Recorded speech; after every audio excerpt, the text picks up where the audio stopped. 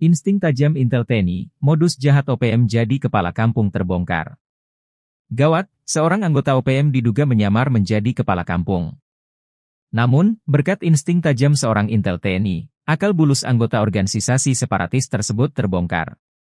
Meski sempat diwarnai perlawanan, anggota OPM bernama Damius berhasil diamankan. Momen ini terjadi ketika Satgas Nemangkawi masih ditugaskan menjaga kondusivitas tanah Papua dari teror OPM. Salah satu momen berkesan selama penugasan Satgas tersebut terjadi 27 November 2021. Kasatgas Humas Satgas Nemangkawi kala itu, Kombes Pol Ahmad Mustafa, Damius tertangkap di Dekai, Yahukimo. Ia berhasil dibekuk ketika ada anggota Satgas yang menyamar jadi rakyat sipil. Dari pemeriksaan, terkuak bahwa Damius adalah kepala kampung di Yahukimo. Ia diduga mempermainkan dana desa sehingga uangnya bisa dipakai untuk menyuplai senjata api dan keperluan OPM yang lain.